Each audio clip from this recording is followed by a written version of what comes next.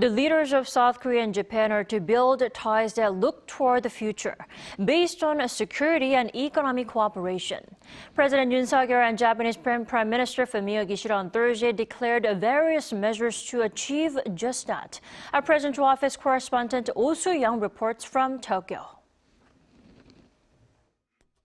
South Korea and Japan took major steps on Thursday to normalize their relations in security and trade and move towards a partnership that looks to the future. 한국과 일본은 자유, 인권, 법치의 보편적 가치를 공유하고 안보, 경제, 글로벌 어젠다에서 공동의 이익을 추구하는 가장 가까운 이웃이자 협력해야 할 파트너입니다.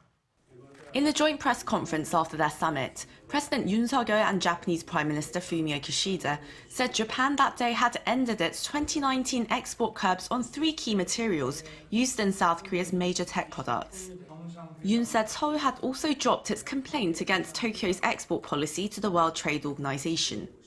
The two neighbors' relations hit a critical low some 4 years ago over unresolved disputes and sentiments over historical issues, primarily the issue of compensating Koreans who were subjected to forced labor by Japanese firms before and during World War II. Under the strong leadership of President Yoon, I am aware measures were announced to pay the settlements through a Korean foundation. With the implementation of the measures, I expect bilateral ties will progress more vigorously in a wide range of fields such as politics, the economy and culture. To close the book on their trade war, the two sides will continue to hold talks to reinstate each other as trusted trade partners on their respective whitelists. On that note, they have also agreed to revive defense dialogues and establish economic security talks between Seoul and Tokyo, as well as seek trilateral dialogue with China. Another key move was fully restoring the bilateral military intel sharing pact, considered vital in joint efforts to counter North Korea's nuclear and missile threats. This comes as Seoul and Tokyo move to bolster their cooperation with Washington to deter Pyongyang and address growing regional and economic challenges in the Indo-Pacific region.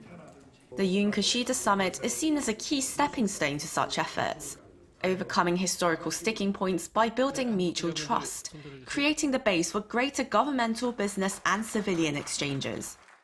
Building on their breakthrough summit on Thursday, both Yoon and Kishida expressed their willingness to engage in active diplomacy, meeting whenever necessary without being constrained by formalities. Oh Soo-young, Arirang News, Tokyo.